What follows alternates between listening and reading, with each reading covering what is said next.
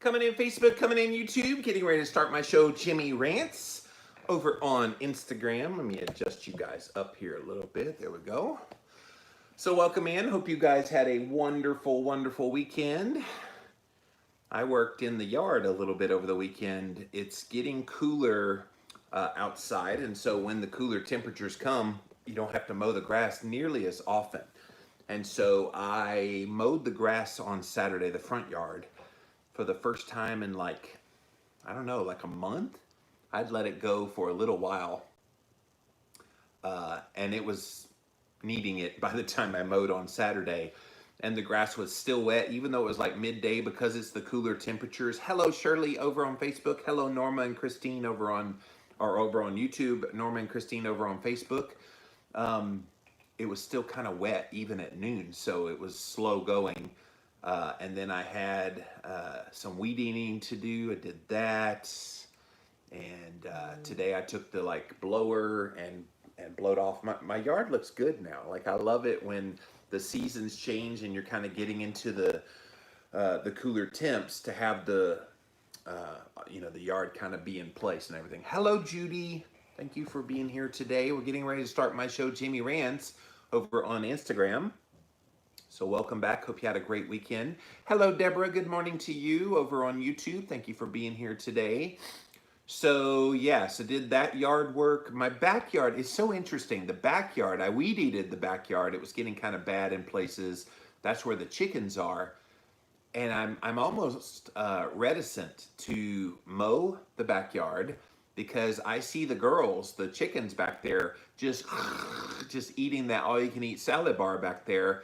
And I'm thinking every time they eat up on that tall grass, they're making their yolks all the more nutrient dense for me. So do I really want to cut that? I probably will, because it's getting a little bit to be like a jungle in some areas back there. Of course, their chicken poop makes the grass grow greener and everything and richer. So we'll see. I mainly wanted to do the yard work on Saturday. I did a little bit yesterday just to get outside. It's just so beautiful here in South Carolina. Highs in the low to mid 60s. It's just wonderful. I love, love, love the fall. Alrighty, you guys, let's get this show on the road. And we got an interesting topic here today. I hope resonates with you guys. If you did not know about this already, or if you do know about it, please share your experience so we can all gain your wisdom as well. All right, so here we go. Share, share, share. You can share it on your personal page or on any group page here on Facebook. And thank you guys for being here. Okay, here we go.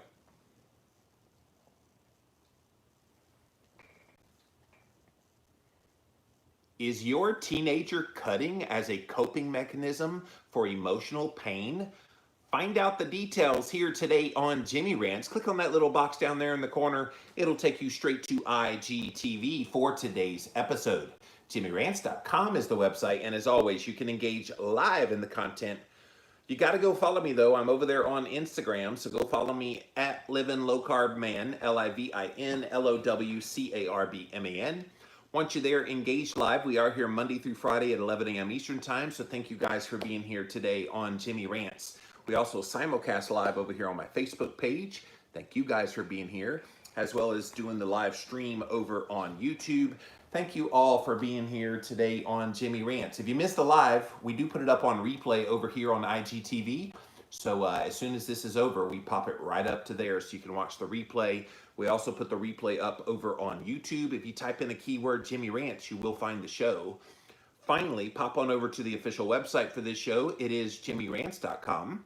While you're there, you can see all the past episodes, quickly coming upon 600 episodes, you guys, of this show. And if you're brand new to the show, go watch some of the older episodes. We try to give you a lot of different kinds of topics. Not everything's going to appeal to you, and that's cool. But we do try to give you a variety of topics about all kinds of things. So go check it out at JimmyRants.com. And while you're there, you can support my work by clicking on the Patreon link for a monthly donation or the PayPal link for a one-time donation. All those links, JimmyRants.com. So good Monday morning. Thank you so much for being here, you guys. Hope you had a great, great weekend. I have had a burden on my heart lately to talk about a subject that's not easy to talk about. Because, like it or not, we have an emotional health problem in America. And COVID 19 has really shone a bright light on this emotional health problem that I think is a much bigger pandemic than COVID 19 will ever be.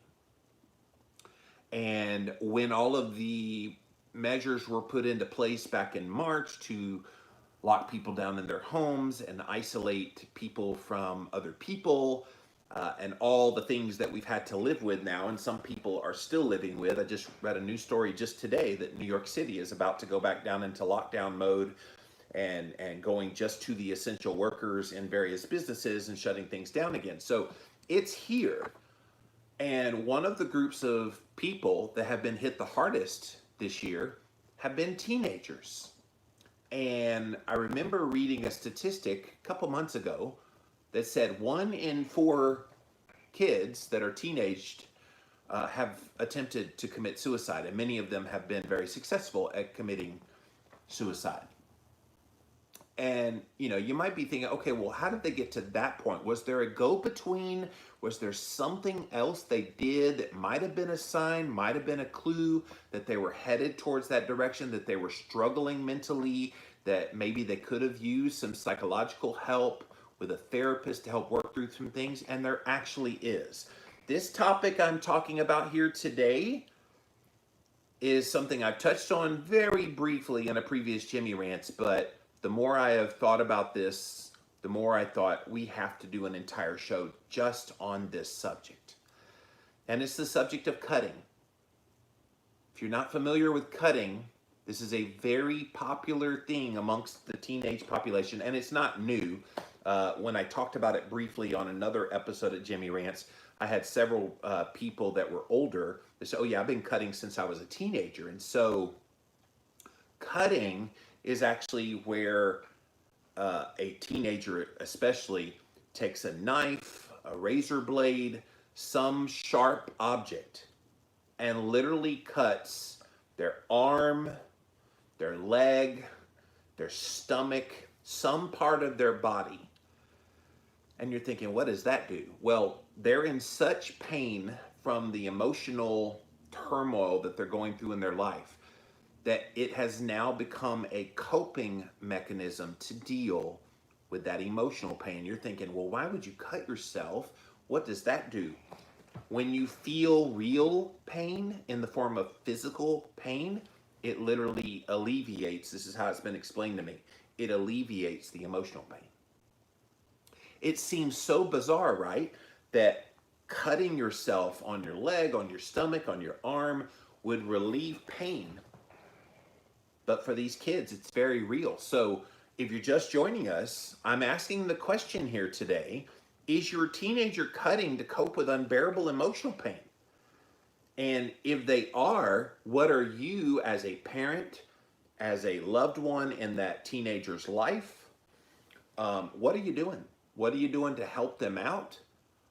What can you do? And maybe sometimes people just don't know what they can do. And that's part of the problem too. I can tell you as the child of an abuser, I never resorted to wanting to cut myself, but I could see where I would want to commit self-injury. And in fact, if I'm being honest with you, I think I did do that many times. For me, because I was so used to having my head slammed into walls, I would slam my head into walls on my own. And I would kick a door so hard that it nearly broke my toes. Because the emotional pain is so hard. Now, the teenager that's doing this, doesn't even necessarily need to be abused per se, not physically. I would dare say that most of the teenagers that engage in this kind of behavior, they're dealing with at least an emotionally abusive parent or parents. And those parents are so oblivious to what's happening in their child's life that they don't even know. They probably don't even care. And so this is very, very real. And if you're a parent and you've got children either preteens or teenagers and you're not checking in with them often, let this be your wake-up call. Maybe you've never even heard of this idea of cutting before. Maybe this is brand new to you. You need to start caring and you need to pay attention to the signs. I've got a great article from this kidshealth.org website all about cutting that I want to talk about. But more than anything else, if you are a parent of a teenager and your teenager is acting very secretive, is acting very elusive when you ask them questions, here's a big one. If they're wearing long pants or long sleeve shirts in the dead of summer when it's hot, we're getting into the cooler months right now, so cutting is a little easier to cover up. But in the middle of the summer when it's 95, 100 degrees outside and your kid is wearing a long sleeve shirt or pants, you need to be thinking to yourself, what are they hiding underneath that? Now, I'm not saying ask them to strip down so you can see if there's cuts on their body, but you definitely need to check in with them. And even just emotionally check in with them. Hey, is everything going okay in your life? Like, you seem to be a little more guarded lately. I just want this to be a safe space for you. Like, I've never been a parent, so I don't know that experience. I just know that if I was a dad and I had a daughter, I would want to talk to her tenderly and let her know that she's safe and okay, and that anything's on her mind, that I'm an open book for her to come to, all the things that a good dad should do. Unfortunately, most dads and even a lot of moms aren't that way with their kids, and so the kids are left to flail in their emotional pain, and it becomes very heavy. And I'm going to tell you, there's a lot of kids that are cutting themselves. And if that is a shock to you, you don't want to miss the rest of this Jimmy Rants. All right, so let's read this article all about cutting. Again, reading from kidshealth.org. What is cutting? Emma's mom first noticed the cuts when Emma was doing the dishes one night. Emma told her mom that her cat had scratched her. That's a common one. When they get caught on the arm or the leg, they'll say, oh, the cat scratched me. Her mom seemed surprised that the cat had been so rough, but she didn't really think anything of it. Emma's friends had also noticed something strange as well. Even when the weather got hot, Emma always seemed to wear long sleeve shirts. She had become secretive too, like something was bothering her. But Emma couldn't seem to find the words to tell her mom or her friends that the marks on her arms were from something she had done. She was cutting herself with a razor when she felt sad or upset. For the life of me, I can't conceptualize getting to the point that I'm in such emotional pain that I have to cut my arm, cut my leg, cut my stomach. I can't go there in my mind, because I guess I've been cut inadvertently enough that I know that pain hurts. And I don't want to purposely put that pain on myself. But I think for a teenager, they'd rather feel that pain because it's the first thing that feels real in their life.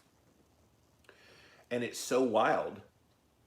And again, not to point the finger of blame at parents, but if you're not checking in emotionally with your kids to see how they're doing, that's a dereliction in your duty as their parent. I think sometimes parents, by the time kids reach teenage years, parents are like, well, they're almost out of the house, we'll just let them float. They're old enough, they know what's supposed to be done and should be doing it. And not giving them the same care that they got when they were younger. And I think that's a huge mistake a lot of parents make. And I'm not, again, not blaming parents. I'm not a parent, so I have no idea what I'm talking about. I just know from this subject of cutting that I don't see how it could possibly happen if the parent is engaged in that kid's life. If you're checking in, you're seeing how they're doing, you're honestly giving them a safe place that is non-judgmental and all the things, they'll be willing to open up, and they'll probably not cut themselves. Injuring yourself on purpose by making scratches or cuts on your body with a sharp object enough to break the skin and make it bleed is called cutting. Cutting is a type of self-injury. They call it SI. People who cut often start cutting in their young teens. Some continue to cut into adulthood. That's the thing. If these young teens keep cutting all throughout their teenage years, and then they get to become an adult and maybe get married, their coping mechanism is now deeply ingrained in their brain that when I hurt emotionally, this is what I do. And when it's not corrected soon enough, it becomes a habit and it becomes the go to. Some people's coping mechanism is turning to drugs or alcohol or food and those kinds of things. But cutting is a very, very popular form of coping with this unbearable emotional pain. And it's bad. Like when I was growing up, I don't remember hearing anything about kids cutting to deal with pain. This must have been something that came along in the last 25, 30 years that kids would actively cut themselves, physically cut themselves on their arm or their leg or their stomach just to relieve pain. And if this is so brand new to you that you've never heard about this before, I hope this is an eye opener. That if you have teenagers in your life, either you're the aunt or uncle, grandma, grandpa, or mom and dad, or even a sibling of someone in that age bracket, check in with them. And don't be afraid to ask the hard questions, especially if you have a good relationship with that person, with that loved teenager in your life. And if you don't, start working on that relationship, because teenagers are hurting. And we all have gone through that awkward teenage years. I hated it because it was the prime of when I was getting abused by my dad. From 14 until 17 and a half, I was pretty much relentlessly emotionally and physically abused by my dad. And I didn't cut, but I did bang heads in the wall and kick things and try to injure myself because I was in such pain with nobody. None of the adults in my life seemed to give a damn about me. And that's what kids so desperately need right now, you guys. They need someone to stand up and say, I love you, I care about you, you have pain and I want to help you with that. They need the help. And we're going to, at the end of this article, they've got some suggestions about how you can help kids going through this. Some people may cut themselves on their wrists, their arms, their legs, or their bellies. Some people even self-injure, burning their skin with the end of a cigarette or a lighted match. When cuts or burns heal, you often have a scar or a mark. People who injure themselves usually hide the cuts and marks, and sometimes no one else ever knows. I know several people in my life who have discovered that their kids have cutting. And it's devastating to a parent. When a parent finds out their kid is cutting themselves, it's one of two reactions. Either they're extremely mad, what in the world are you doing? We need to throw you into a loony bin. Or, oh my gosh, I knew you were sad, I knew you were depressed, I knew things were not right in your head, but oh my gosh, I had no idea it was to this level. Let this be your wake-up call. If you have kids in that preteen and teenage years, some kid in your life in that age bracket, you should be checking in with them early and often. And I know they can be hard to deal with, but they're hard to deal with because they're dealing with some emotional pain that they don't know how to handle. And when they don't know how to handle it, guess what they end up doing? Destructive self-harm, and many of them in the form of cutting. So why do people cut themselves? It can be hard to understand why people cut themselves on purpose. Cutting is a way that some people try to cope with the pain of strong emotions, maybe some intense pressure in their life, or some kind of an upsetting relationship problem. That's true too.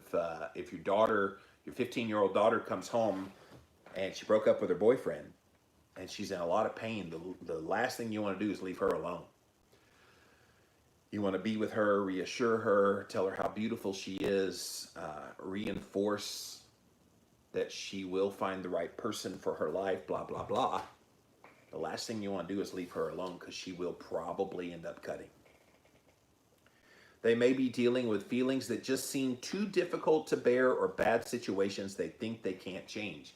And again, this is where you, as an adult in that kid's life, should step in and say, okay, I see what's going on here. Let me help. And of course, they may reject your help, but build that trust. This is why building the trust early on is so critical. You want to make sure that they trust you, feel comfortable with you, and all the things. And so if you're able to build that trust with that kid, it's highly unlikely they would continue to cut themselves.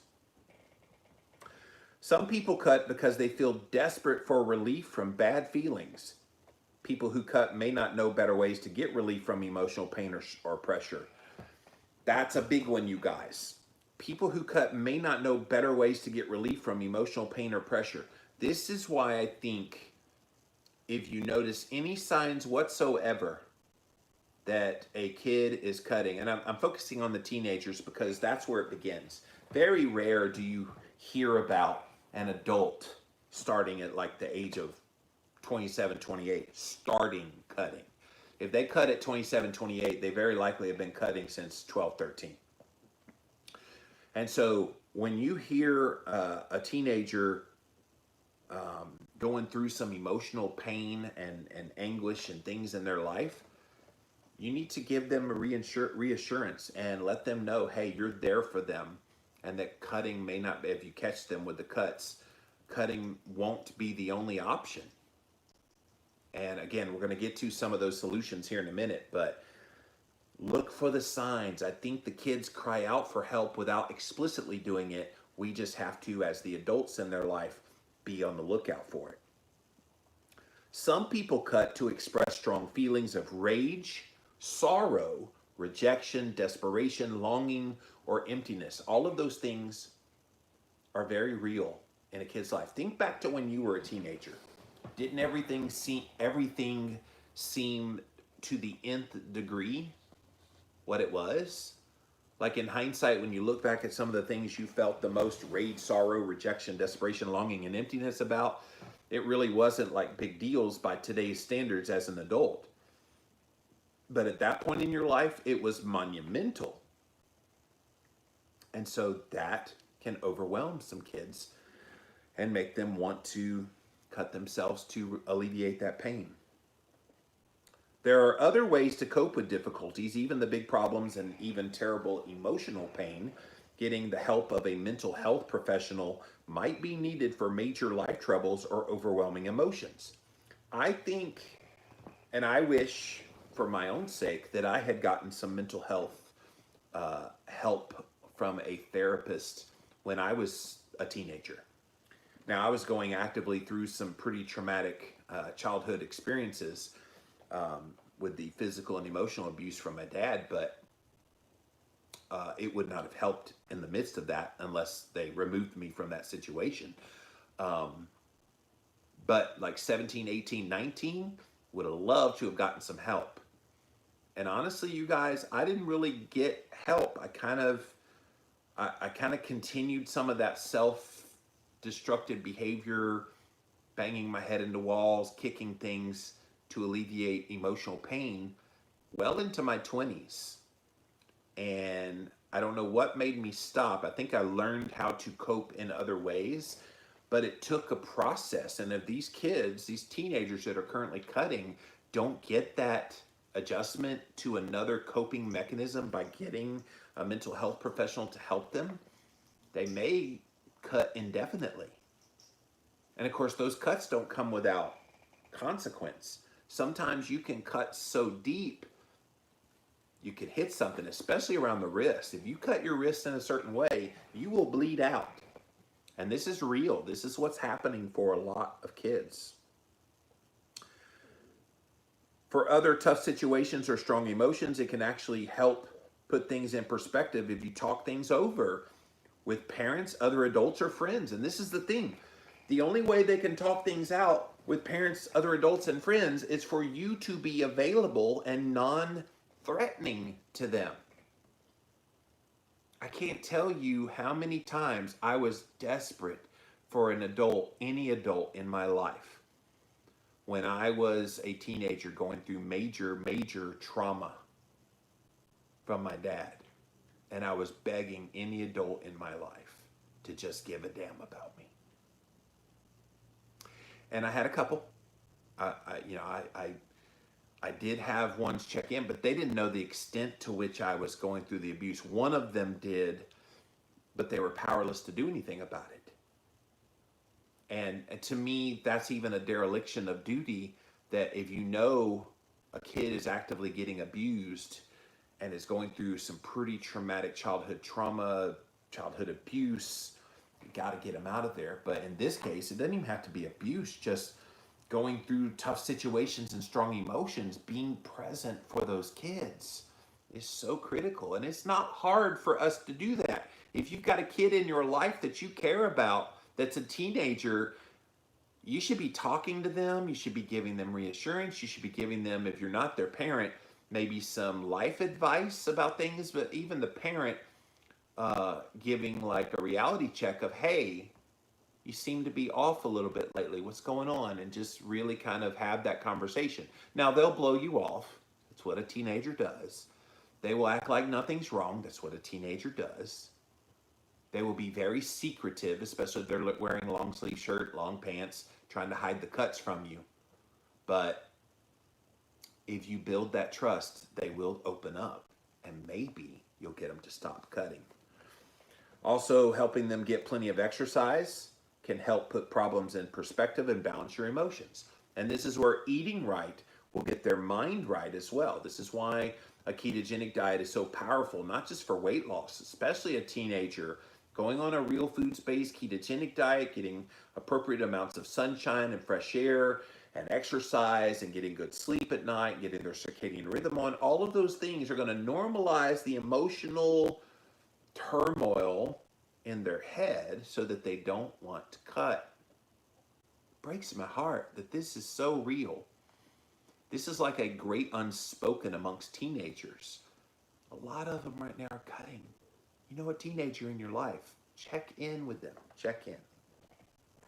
But people who cut may not have developed ways to cope, or their coping skills may be overpowered by their emotions that are way too intense. When emotions don't get expressed in a healthy way, tension starts to build up. Sometimes that tension builds to a point where it's almost unbearable. That's that kind of pain. I've been there. Not to the point that I want to cut, but I did self-injure, as I've said many times already. You will do anything to get out of that emotional turmoil in your head, and it's unbearable. And again, it's predicated on your view of the situation as well. If you think things are so overwhelming that you have no choice but to cut yourself or injure yourself in some way in order to get out of that pain, I can see why and how kids could get to that level. And again, teenagers are where this starts, but it does happen in adults, usually because those adults have been cutting since they were teens. Cutting may be an attempt to relieve all that tension that's extreme. For some, it seems like their way of feeling in control, and this is a big part of this, you guys. When a teenager starts cutting, they couldn't control all those emotions that made them get to that point, but they sure can control how deep they cut, how many cuts they do. And don't just think this is like one or two cuts and they're done. I know of an example of a teenage girl who cut herself over 100 times. And the worst part about it is she doesn't remember doing it. It was like she was in a psychotic trance, and it's all up and down her legs, and it's just 100 cuts. Some of them pretty ugly. You could tell she was just swipe, swipe, swipe, swipe, swipe, all up and down her legs. That's tough. That's real. That's happening whether you know it or not. That's a cry for help. And if we as adults in their life don't give a damn about them, then they'll just keep up that behavior. And if someone gets to that point that they're cutting that much, that's just one step away from suicide.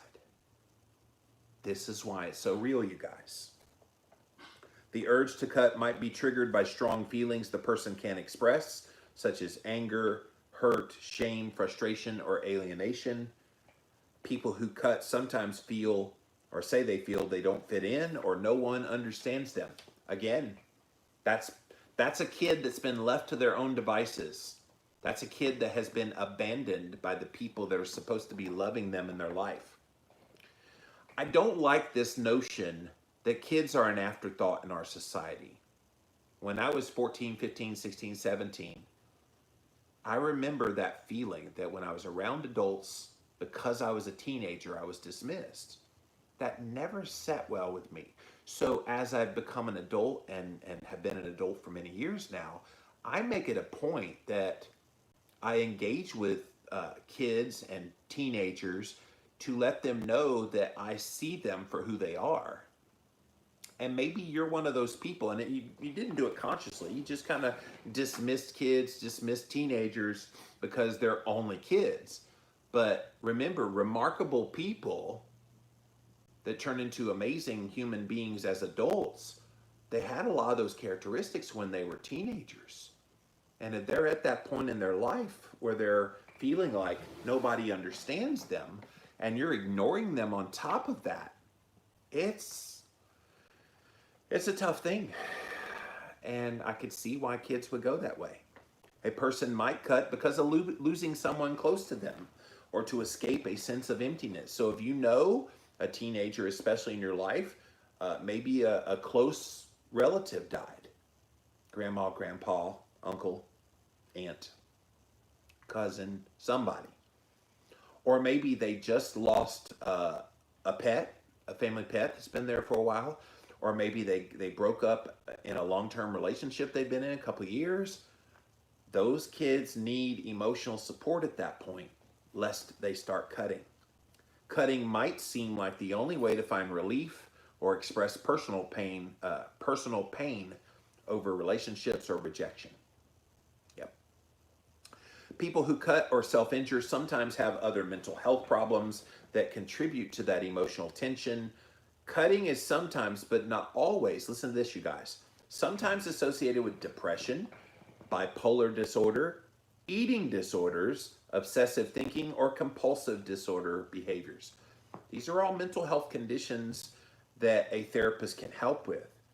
It's also all conditions, listen to this, all of these conditions can be helped with a ketogenic diet and sunshine and air and movement and sleep. All of the things I talk about in my work literally all the time can be calmed down if these things go into place.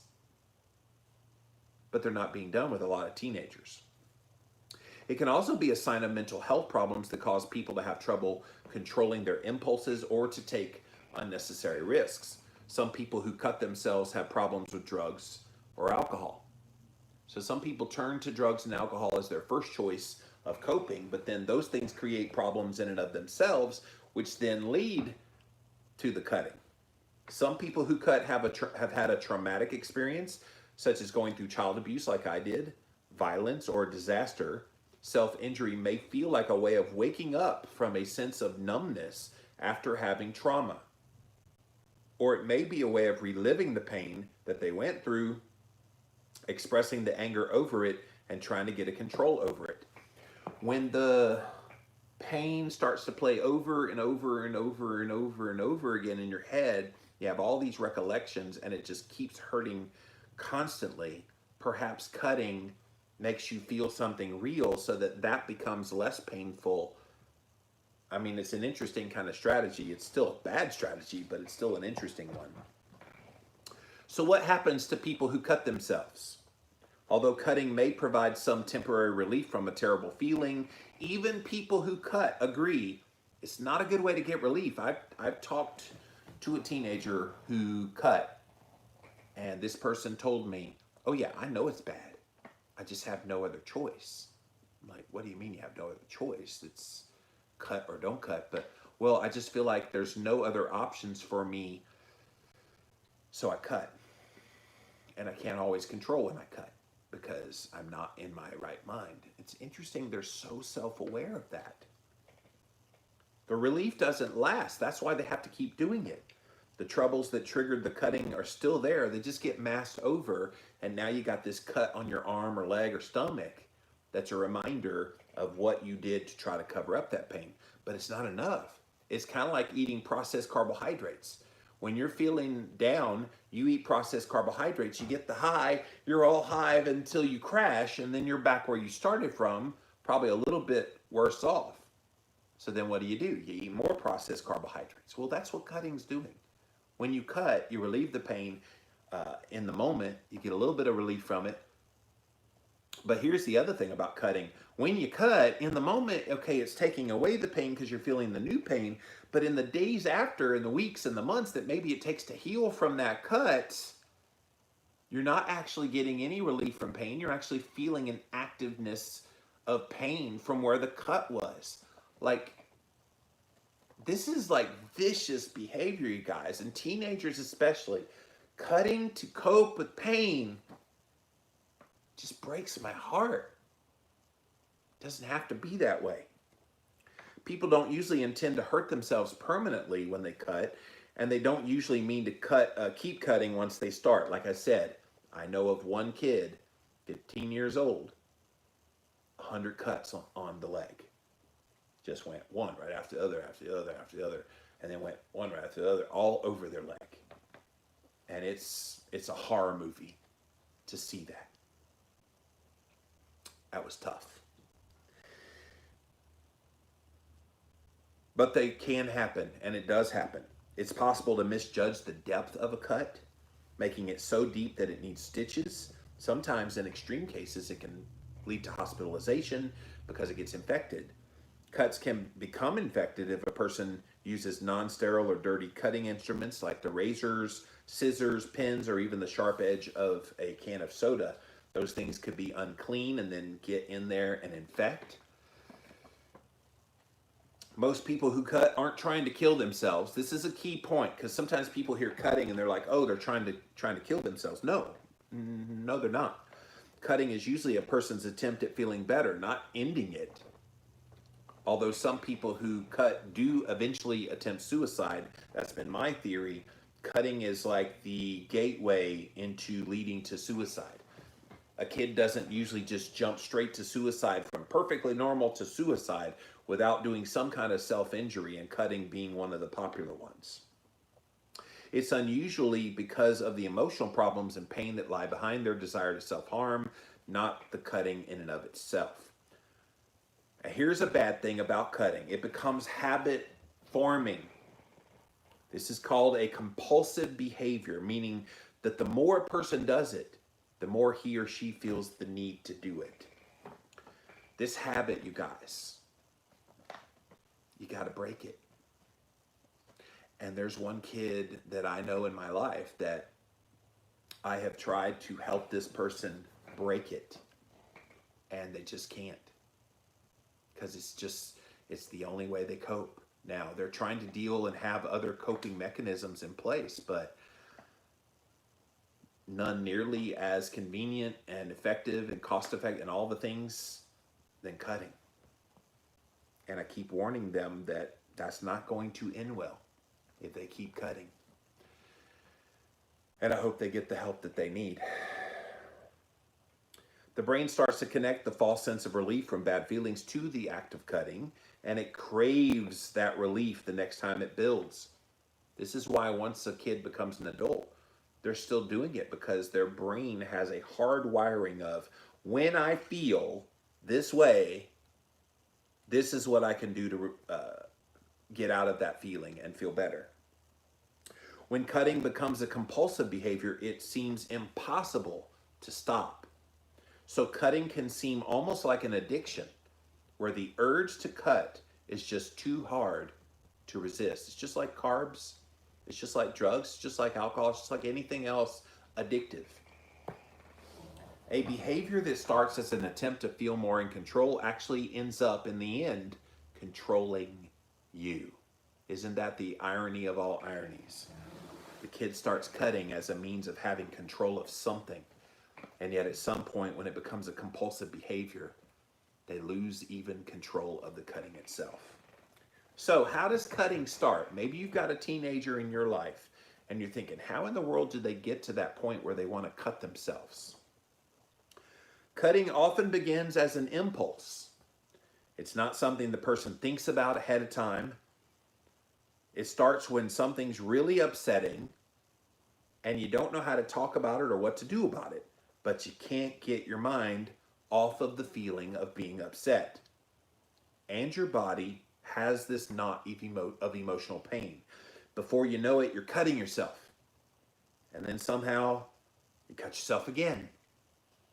Then the next time you feel awful about something, you do it again and again and again. And slowly it becomes a habit.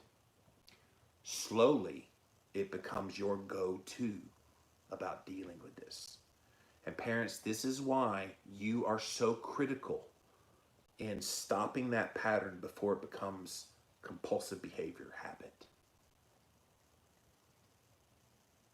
Again, I don't want to pretend like I know how to parent. I've never been a parent in my life, so I have no idea what it's like. I think by the time kids reach teenage years, parents are a little bit up to their wits' end with behavioral issues with some preteens and teenagers because they aren't the nicest people to be around at that time in their life.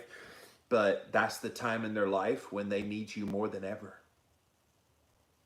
And if we could stop kids from getting to that level of having that impulse to cut and then cut and cut and cut and cut, and it becomes this habit, before it gets to that point, be present in their life.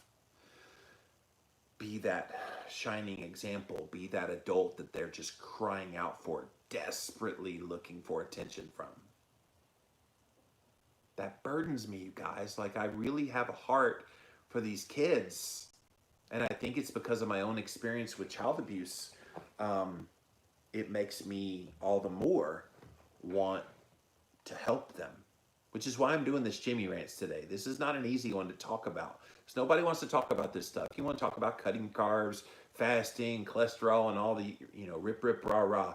This is real life here. Not that those things aren't, but this is really real life here. This is rubber meets the road kind of thing that we're not allowed to talk about this kind of thing in public. Well, guess what? Screw that. I'm talking about it because it's important. Natalie, a high school junior who started cutting in middle school, explained that it was a way to distract herself from the feelings of rejection and helplessness that she felt she could no longer bear.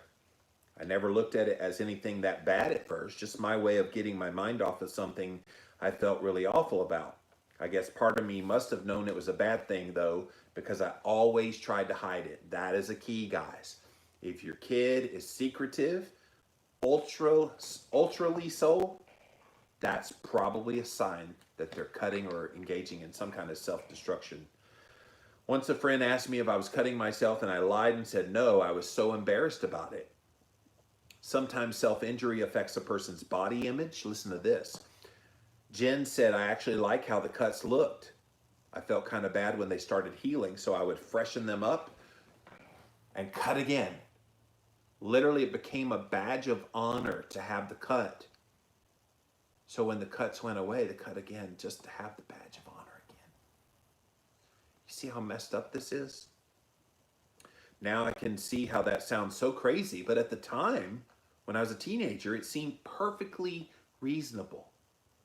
It was all about the cuts. They were my one thing that I knew about myself. They were my own way of controlling things. I no longer cut myself, but now I have to deal with all the scars on my body. And back to that kid I was telling you about that had the 100 cuts on the leg. Some of those went deep. And I remember them asking me, am I going to have scars? I said, yeah, you are. And it's going to be bad. Now maybe as they grow up and continue to get older, those will fade and stretch and everything as they become a woman. But it's tough. Those things are real, you guys. You can't force someone who self-injures to stop. It doesn't help to get mad at them or reject them or lecture them or beg them to stop. Instead, let them know you care about them, that they deserve to be healthy and happy, and that no one needs to bear troubles alone. This is the thing. I think these kids that cut feel so all alone, feel so abandoned by everybody who's supposed to care about them in their life. This is why it starts with parents, but it's even the extended family. If you're in a kid's life and you know a teenager in your life, be in their life. Care about them. Tell them you care about them. Tell them you love them, that you're there for them, that you don't want to judge them, that you want to help them with any troubles, that you've been there in your life. Going through teenage years is not fun. And if there's any trouble happening in their life, you can be an adult they can count on. If you're not doing that for the teenagers in your life, go do it today. Guys, this is real for me because I desperately needed an adult who would be there for me when I was a teenager. And they weren't. And to this day, I still deal with some of the ramifications of that. Thankfully, I never cut. But I did contemplate suicide many times. And I did self-injure. I banged my head into walls hard. Because it was being done to me. So if I had control of banging my own head into walls, that was my coping mechanism for the emotional pain I was dealing with. But these kids, they're cutting themselves, and we need to be there for them. They can also be pressured to cut. Girls and guys who self-injure are often dealing with heavy, heavy troubles in their life. Many work hard to overcome difficult problems, so they find it hard to believe that some kids cut just because they think it's a way to seem tough and rebellious. That's an interesting one. Tia tried cutting because a couple of the girls at her school were doing it. It seemed like if I didn't do it, they would think I was afraid or something, so I did it once. But then I thought about how lame it was to do something like that for no good reason. Next time they asked, I said, no thanks, that's not for me. Peer pressure. This is another thing, you guys. If your kid hangs around a bunch of other kids, don't be surprised if everybody in that circle of friends is all cutting. Monkey see, monkey do. If you have a friend who suggests you try cutting, say what you think. Why get pulled into something you know isn't good for you? There are plenty of other ways to express who you are. Lindsay had been cutting herself for 3 years because of abuse she had as a child. She's now 16 and has not cut herself in more than a year. I'm really proud of that. So when I hear girls talk about it like it's the thing to do, I get really upset. Yeah, I could see. When you come on the other side of it and you're no longer cutting anymore, and you realize how self-destructive that behavior is and what a lame way of coping with it is, you realize your eyes are open. Oh my gosh, what in the world was I thinking? But again, it's hard to break that cycle. So let's look at how you get help. So if you know someone in your life, especially teenage kids, that are cutting themselves, here's how they get help. There are better ways to deal with troubles than cutting, healthier, long-lasting ways. They don't leave a person with emotional and physical scars. The first step is to get help with the troubles that led to the cutting in the first place. So here's the ideas for doing that. Number one, tell somebody. People who have stopped cutting often say the first step is the hardest, admitting to someone that they cut themselves. But they also say that after they open up, they often feel a relief. Isn't that interesting? Looking for relief from emotional pain is what leads them to cut, but what leads them to overcome the emotional pain that makes them cut is telling someone, and then that action alone starts to alleviate some of the pain. Choose someone you trust to talk to. It could be a parent, a school counselor, a teacher, a coach, a doctor, a nurse. If it's too difficult to bring up the topic in person, write that person a message, either a text message, an email, a note, something. Number 2, identify the trouble that is triggering that cutting. Cutting is a way of reacting to emotional tension or pain. Try to figure out what in the world is causing you to cut. Are you angry? Are you pressured to be perfect? Are you having trouble in a relationship? Did you lose someone, have some trauma, somebody say something mean to you at school, mistreated? Identify what it is you're having trouble with, then tell somebody. Many people have trouble figuring this part out on their own. This is where you can get a mental health professional to help you out. Number 3, ask for help. Tell someone you want help dealing with your troubles and ultimately your cutting. If the person you ask does not help you get the assistance, ask someone else. Sometimes adults try to downplay the problems teens have or think they've just going through a phase. This one pisses me off to no end. Adults dismiss teenagers who try to share their problems. And they just say, well, we all went through that phase when we were your age. Guys, if a kid is telling you that they're having trouble, the last thing you want to do is blow them off. I think I got blown off quite a bit when I was a teenager and going through some major, major trauma in my life perpetrated by my father. Don't just dismiss kids who are crying out for help and just think they're going through a phase. Help them. Actually help them. Okay? If you get the feeling this is happening to you, find another adult, such as a school counselor or a nurse, who will make your case for you. Number 4, this is the last one, work on it yourself. Most people with deep emotional pain or distress need to work with a counselor or mental health professional to sort through strong feelings, heal past hurts, and to learn better ways to deal with life stresses. One way is to find a therapist or a counselor from your doctor's office, at school, mental health clinic in your community. These are all ways that you can work on it. And a lot of the kids that are dealing with cutting, they don't have an adult in their life that cares enough about them to take them to counseling. If you discover this in a kid in your life, get them counseling as soon as possible. Help them deal better. Help them come up with better coping mechanisms than cutting their body. Although cutting can be a difficult pattern to break, it is possible. Getting professional help to overcome the problem doesn't mean that a person is weak or crazy. Therapists and counselors are trained specifically to help people deal with their inner strengths that will help them heal.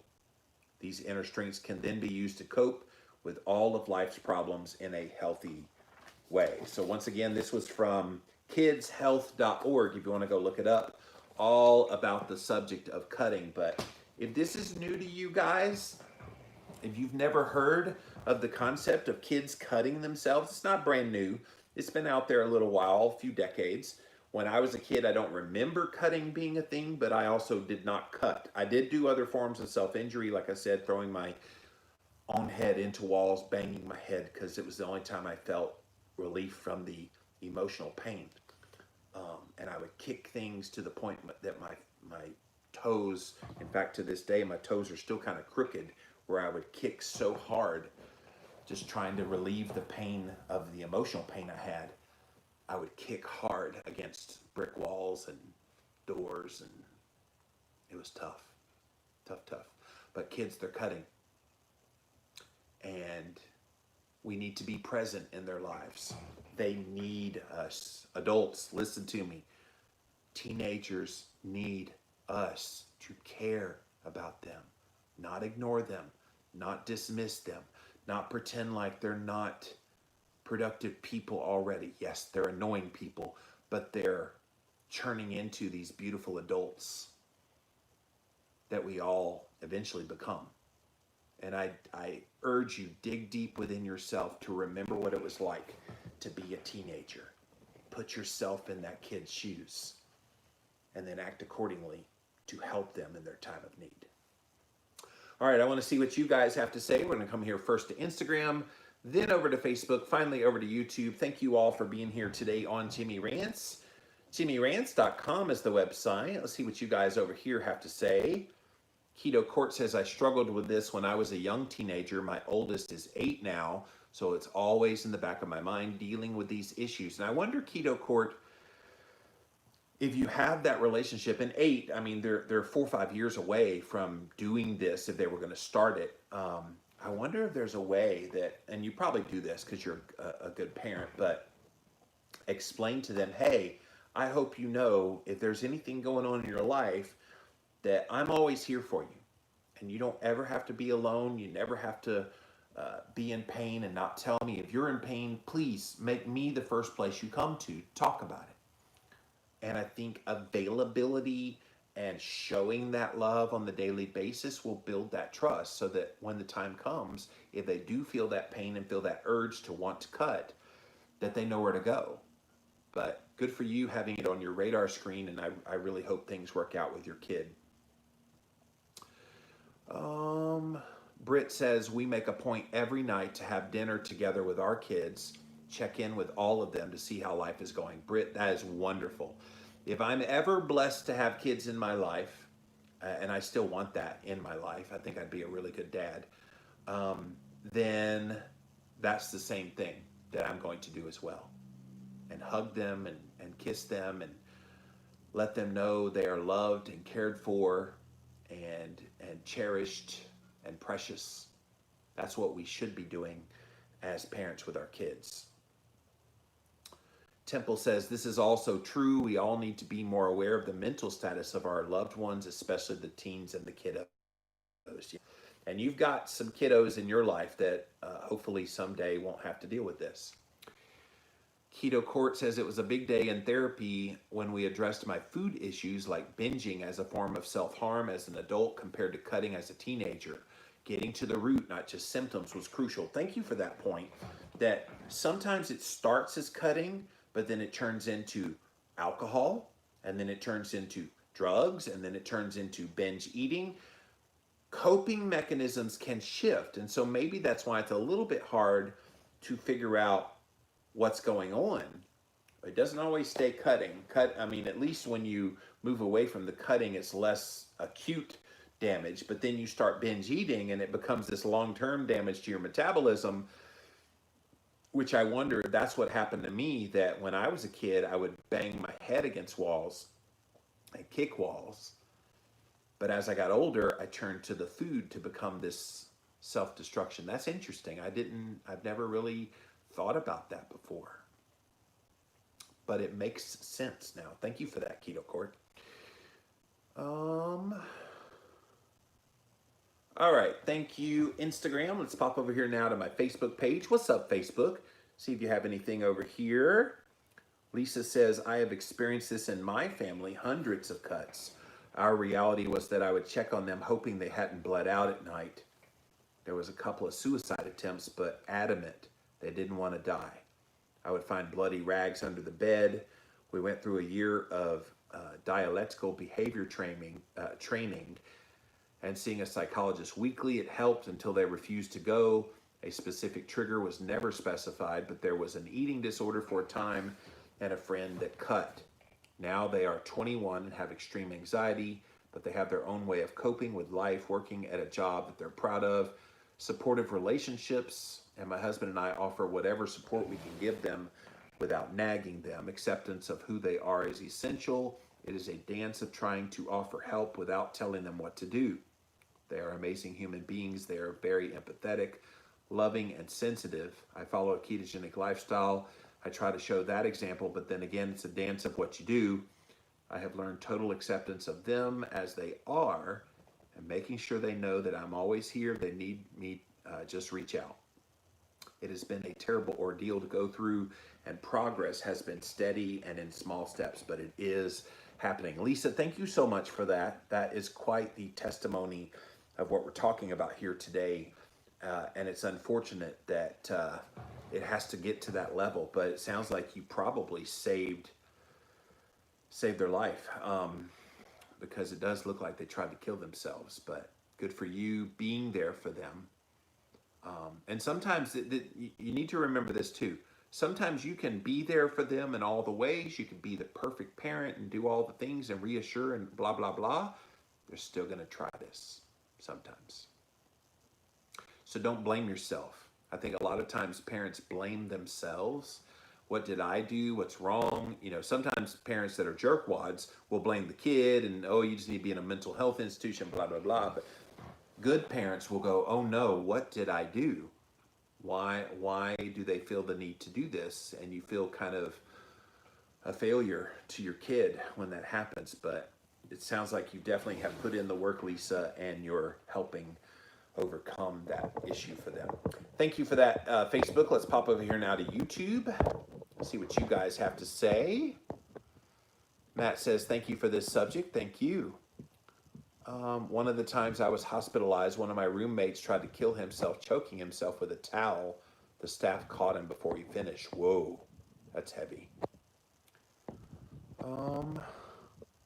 Lori says, self-harm is an emotional release, not suicide attempt. It does become an addiction, though. It's been said that those who consistently get tattoos are doing it for the same reason. Now, that's interesting. I know some people that got a lot of tattoos. I never thought about it being an emotional response. That's interesting. The feeling of pain releases emotion, and in effect, it releases endorphins. That's fascinating. Please, if you're helping someone in your life, do not give out their personal information until you're sure the person can help, says Lori. Depending on where you live will be the deciding factor in getting help. Thank you for that. They start much younger than you think. I've seen children that self-harm as early as 7 years old.